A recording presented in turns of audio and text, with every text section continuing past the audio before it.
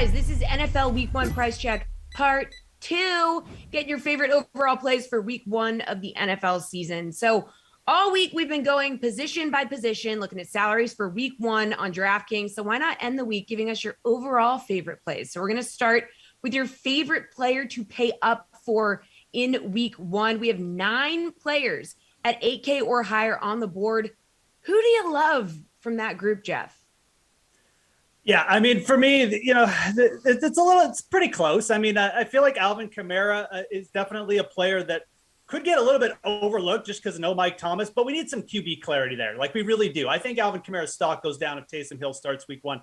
For me, it's Dalvin Cook. It's Dalvin Cook, and it's really not even that close.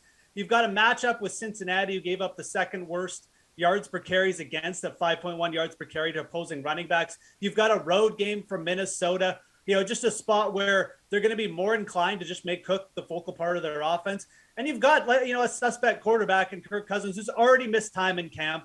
We won't even get into it. But again, it all sets up as the Vikings are going to look to a fresh Dalvin Cook and just let's ride this guy to a Week 1 win against the weak rush defense. Dalvin Cook, obviously, going in terms of the top 2 picks for season-long draft. I just don't think you overthink this one. I'm not even sure if he should be cheaper than Christian McCaffrey. So Kamara, I think, definitely in an up-paced matchup with Green Bay. I'd like it a lot more if we knew Jameis was starting. But for me right now, the Week 1 play is Dalvin Cook.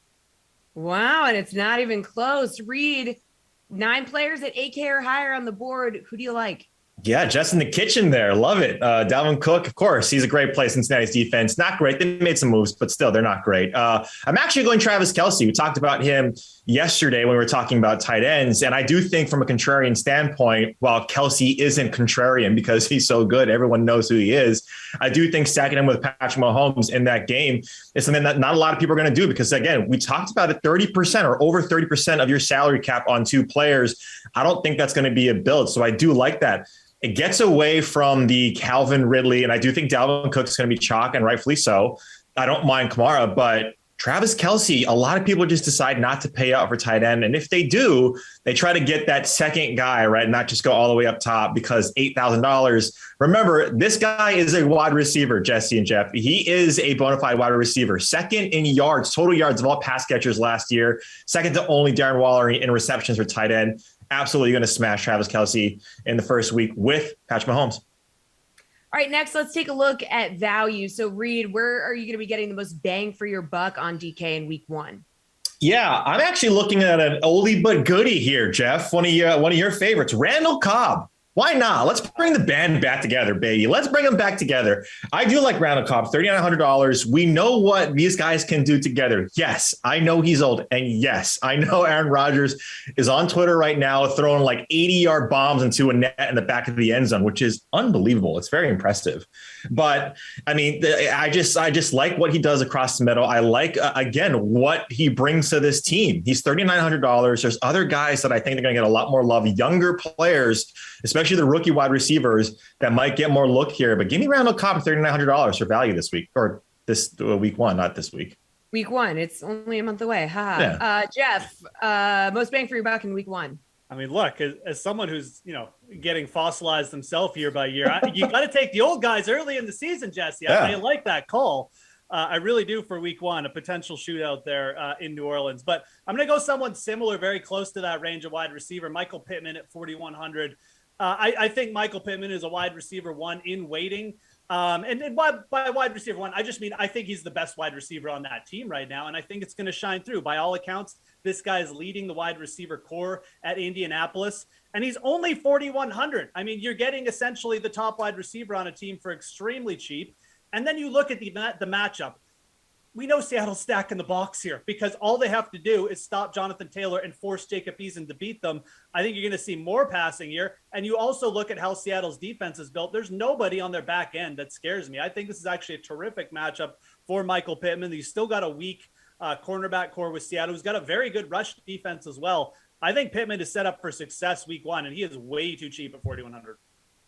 All right, let's talk newbies. How about from this year's rookie class? Geoff, who's a rookie that you think could be worth using in DFS for Week 1 of the NFL season? I mean, look, we got to keep our eye on this Devontae Smith news because if he's healthy and 100% ready to go for Week 1, I think it's I think he could just step right into 10 plus targets. I really do, especially in this matchup against Atlanta. But let's put that on the table for a second because he's banged up. We can't really rely on him yet.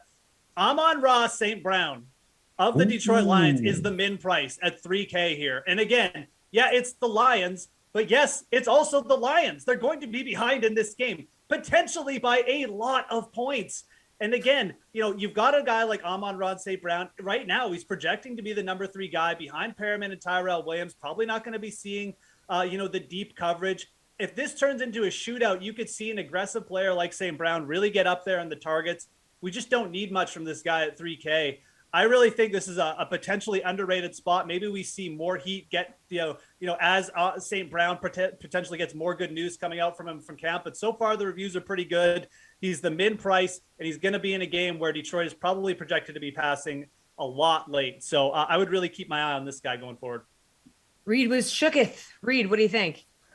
Yeah, I think he has he and Rocky Sin are going to be in competition for the best name in football because Amon-Ra St. Brown, that's it's just fantastic. I love it. Kyle Pitts is the obvious, right? I think that if you guys were here yesterday, what I like or what I think about Kyle Pitts, and I like him. But I also think JaMarr Chase is someone that you have to consider. I think at $4,800 right now for week 1, with what the connection is with him and Joe Burrow. And if Minnesota is going to have, a gas on proverbial pedal with Dalvin Cook, and they're going to be up by a lot, I do think JaMarr Chase does get, a lot of play here. I think he gets a lot of target share in this offense right away. Yes, T. Higgins, Tyler Boyd, Joe Mixon, these guys are still there. The continuity of the offense is still there. But I do think someone like JaMarr Chase, if Devonta Smith too is someone that is banged up, is one of my favorite pass catchers of these young guys. I love St. Brown. I think there is no clear-cut number 1 in Detroit. Right. And so he could fill in that role if it's not TJ Hawkinson, getting all the targets from the tight end position. But I do like JaMarr Chase in this early game because a lot of people are going to wait and see for these rookie wide receivers. And I think Chase is in a great spot. We know what he can do. We know what he did in college. Let's see if he can now translate that to the NFL. Reid, how about a guy you're absolutely sure that you're fading in your DK lineups in week 1 of the NFL season? Like, how about a game, Jesse? How about the Patriots Dolphins? I think the Dolphins, from a wide receiver standpoint, like Will Fuller, does have season-long value, but I don't want anything to do with Cam Newton. I don't want anything to do with Tua week 1. I don't want anything to do with these wide receivers. It's that the Patriots are giving to the over-under is 45. That just smells like a slow-paced game. I don't know who's going to be the back there in New England. Like Myles Gaskin could be someone that you could potentially go after, but I'm not choosing anyone from that game just because I wanted to say Calvin Ridley, but it felt really disgusting to say fade Calvin Ridley in week 1 because he's in such a great spot because of the ownership might be a little bit too high. But I'm going to go with the game here, Jesse. No Patriots, no Dolphins.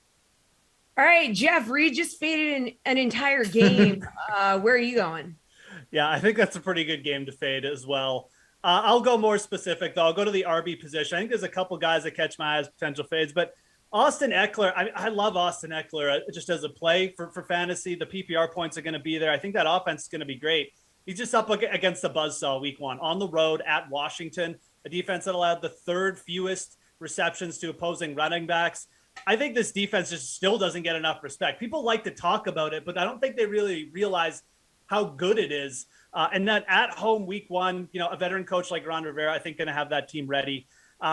You look at Austin Ekeler at $7K. I don't think he's necessarily overpriced because he's a very explosive player, but you look at his range, Aaron Jones at 6,800 against New Orleans. I mean, Nick Chubb at 7,200. There's just too many other pivots there for me. I think Austin Eckler's probably almost certainly going to end up being a fade for me week 1. All right, finally, we are still a month out from the actual NFL season. So are there any players maybe you are keeping an eye on that could possibly be in a better fantasy position come the start of the season than they are now? They could end up being a good DFS option in week 1, Geoff?